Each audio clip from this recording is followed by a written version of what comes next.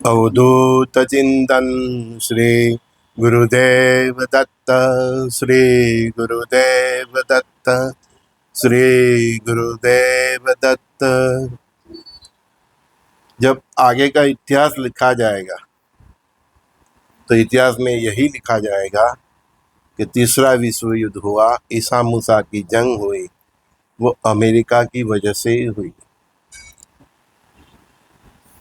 1991 में ऐसी परिस्थिति कर दी कि रसिया के 14 टुकड़े हो गए, 13-14।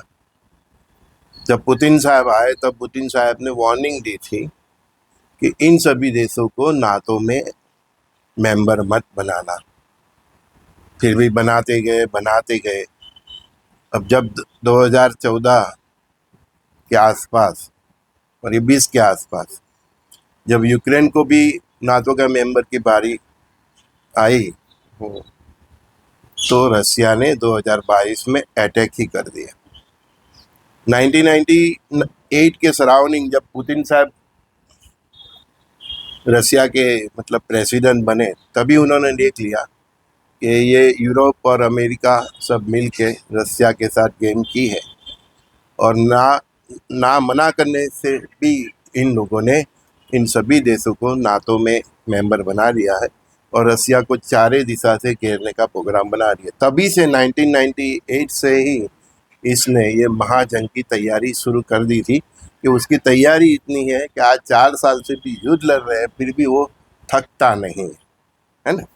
तो ये सब गलती अमेरिका और उसके साथ जो इनके सब चमचे हैं नाटो और यूरोप, इनकी मिली भगत और मिली भगत उल्टी होती देखा तो उन्होंने यूक्रेन को सहायता देने चालू किया है। अमेरिका ने भी दिए, यूरोप ने दिए, नाटो ने दिए हैं। लेकिन ये बंदा तो 1999 से जब से प्रेसिडेंट बना तब से ये तैयारी कर रहा था, तो इनकी तैयारियां कम हो गई, कम पड़ गई। अब सब लुक्के हो गए, यूरोप से लेके अमेरिका तक। अब वो जो डॉलर की शस्त्र सरंजाम और पैसे की मदद की तो सब लुक्के हो गए। तो अब ये लुक्खाई कैसे कवर करें? तो पहले वेनेजुएला को कवर कर लिया, उसका प्रेसिडेंट को उठा के, तो उसके पेट्रोल और सब खनिज, तो इससे हमारी ताकत फाइनेंशियल फिर बढ़ जाएगी। फिर ग्रीनलैंड की बारी आई तो सब उनके ही दोस्तों ने विरोध किया, तो जो अभी छोड़ो, मेरे को आगे बहुत काम करना है, तो ईरान को लपेट में ले लिया। तो इनकी गेम देखो अमेरिका की, रसिया को यूक्रेन के साथ भिड़वा दिया। परिस्थिति ऐसी कि रसिया को हमला करना ही पड़ा, तो उसमें यूरोप और नाटो सब बिजी हो गए, फाइनेंशियली बिजी हो गए, मन से भी दिमाग से भी बिजी हो गए। उनके शहरी भी यूक्रेन की तरफ से यूक्रेन के ही आर्मी के कपड़े पहन के रसिया के सामने लड़ रहे, तो वो भी कंगाल होते गए। ठीक है, अभी मिडल ईस्ट की बारी। तो मिडल ईस्ट में उनको मालूम ही है कि ये इजराइल और ईरान और उसके प्रॉक्सी का 36 का आंकड़ा है? तो इन लोगों को भी भिड़ा दिया, हाँ चलो मैं हूँ तुम्हारे साथ। तो अभी ये इस प्रकार ये लोग मिडल ईस्ट को भी ख़त्म कर देंगे, है ना। फिर बाकी रहा का एशिया का, तो इसमें एशिया में 2 महारथी है, एक चाइना और भारत। तो चाइना को पाकिस्तान से मिल के भारत से क्या भिड़ा देंगे, ये इनका टोटली कैलकुलेशन है। और दुनिया के सभी फ्रंट पे ये यूरोप ख़त्म हो जाता है, मिडल ईस्ट ख़त्म होता है, एशिया में भारत, पाकिस्तान और चाइना का वो बुरी तरह से ख़त्म हो जाता है, फाइनेंशियल सभी तरफ। तो फिर शहंशाह कौन रहेगा? अमेरिका ही रहेगा। बस यही इसकी सोच, ठीक है। और ये सभी सोच उनके जो चर्च है, उनके जो पोप है, बड़े से बड़ा जो चर्च है, वहीं से ही इनको प्रेडिक्ट किए जाते हैं, पैसे भी दिए जाते हैं कि भाई लड़ो, पैसे की ज़रूरत पड़ेगी तो हम देंगे। इनके चर्च के पास बहुत पैसे हैं और इनके मस्जिदों के पास भी बहुत पैसे हैं, है ना? लेकिन ये सोच के पीछे भी परमात्मा का ही खेला है, जिसने भी ये भारत खंड में सनातन धर्म की भूमि में 1500 साल का जो भी किया, अत्याचार किया, दुराचार किया, हमारे मंदिर तोड़े, हमारे गिरजाघर तोड़े, हमारे प्रार्थना के तोड़े, हमारे धार्मिक ग्रंथों को जला दिया, नालंदा जैसे विश्वविद्यालय को जला दिया, हमारे ग्रंथों के साथ भी छेड़छाड़ की, उसमें उनकी थोड़ी सोच डाल दी गई, है ना। तो बहुत कुछ किया, हमारी बहनों के साथ किया, हमारे भाइयों के साथ किया। तो इनसे इनके कर्म इतने पक गए थे, तो ये सोच सब उनको दी गई है। मैंने बोला है सबका बुद्धि हैक हो गया है। तो पॉप से लेके सब मौलवियों की, सबकी, और भारत के कई संतों जो अपने आप को संत बताते हैं उनकी भी बुद्धि हैक हो गई है, शंकराचार्य तक। वही आपको आएगा कैसे। महाभारत का जो युद्ध था उसमें कौरव पांडव थे, उसमें विदुर जी के अलावा सबकी बुद्धि हैक हो गई थी। तो वो तुरंत अपना वाद विवाद में उतर जाते थे, इवन भगवान वासुदेव श्री कृष्ण के साथ भी।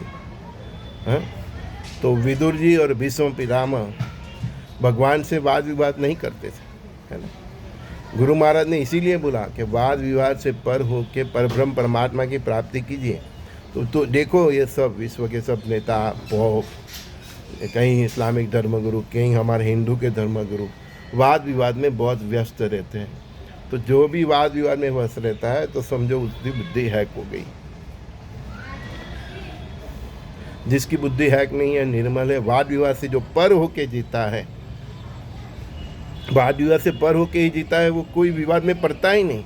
उसको परम परमात्मा पिता, परम पिता की शक्ति पे इतना विश्वास है कि कहीं उसके साथ या राष्ट्र के साथ कहीं भी गलत भी हो रहा है तो उसको मालूम है वो सब ठीक कर देंगे, और करते ही है, इसीलिए तो अवतार लिया है ना।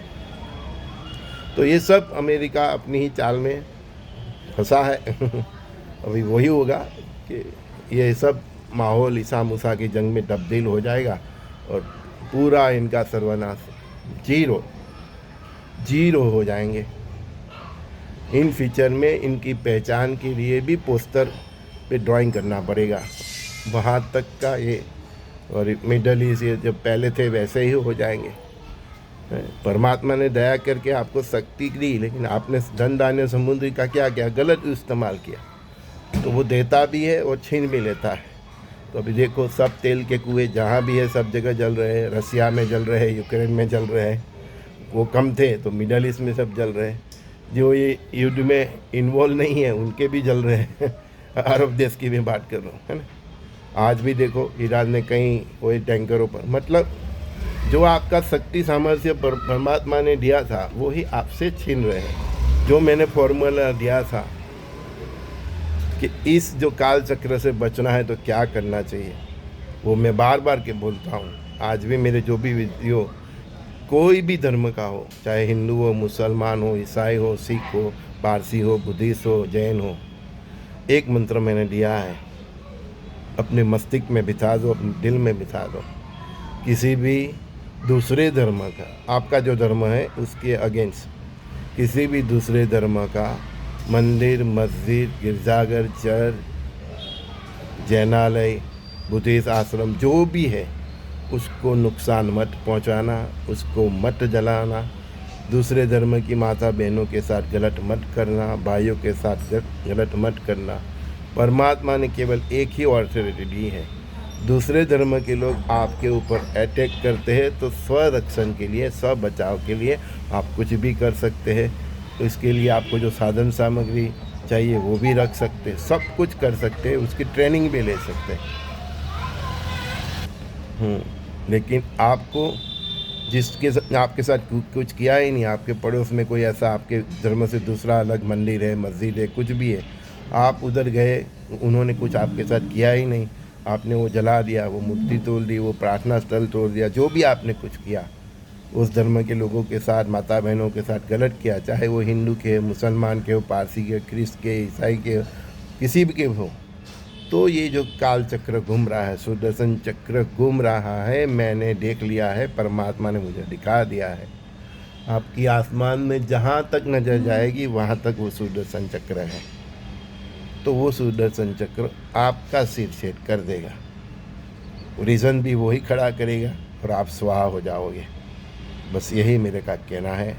और ये तीसरे विश्व युद्ध के बारे में इन फ्यूचर में लिखा जाएगा तो अमेरिका का नाम सुवर्ण अक्षर से लिखा जाएगा कि उसने ही ये सब परिस्थिति खड़ी की। और विश्व युद्ध की शुरुआत 1991 से हो गई, जब उसने रसिया के 13-14 मतलब भागला किया, तभी से इसकी हो गई, उस प्रकार से लिखी जाएगी। फिर 2020 से, फिर 2014 में रसिया ने यूक्रेन पे अटैक किया और एक उसका पात प्रांत ले लिया, फिर 2020 ऐसे पूरी स्टोरी फिर लिखा जाएगी कि फिर कोरोना फैलाया। कोरोना भी ये विश्व युद्ध का जंग का एक पार्ट है। आगे आपको सब पिक्चर आपको मालूम पड़ जाएगा। और आगे भी ये बायोलॉजिकल वॉर ही था, तो आगे भी ये बायोलॉजिकल वॉर हम सबके साथ होना है। तो फिर से ऐसी कहीं ना कहीं बीमारी आनी है, तो उसके लिए सज्ज रहिए, अपनी हेल्थ को तंदुरुस्त रखिए, योग प्राणायाम जो करना है, कसरत करना है, आयुर्वेद की तरफ जाइए, है ना, और आयुर्वेद कंसल्ट कीजिए, और उससे आपकी बॉडी को मतलब ये जंतु से दूर रहने के लिए सामर्थ्यवान बनाइए। हेल्थ के लिए बहुत कुछ आपको करना पड़ेगा। और ये आदि व्याधि उपाधि से बचने के लिए मैंने बोला ही है, शुद्ध सात्विक जीवन चरित्र संभाल के नाम स्मरण करो। और जो ये फॉर्मूला आप दिया है, किसी बराए धर्म मंदिर मस्जिद गिरजाघर चर्च आश्रम पे, जो भी कोई भी दूसरे धर्म का जो भी होली प्लेस है, उसको सामने से जाके नुकसान मत करना। उन्होंने आपके ऊपर कुछ नुकसान किया था, आप प्रोटेक्शन में आप कुछ भी कर सकते हैं, लेकिन उनका आप नुकसान मत करना, उसकी बहनों का, बच्चों का, भाइयों का। नहीं तो फिर ये जो सुदर्शन चक्र है, जो अभी यूरोप तक जा रहा है और मिडल ईस्ट आ गया है, अभी भारत की तरफ भी आ रहा है।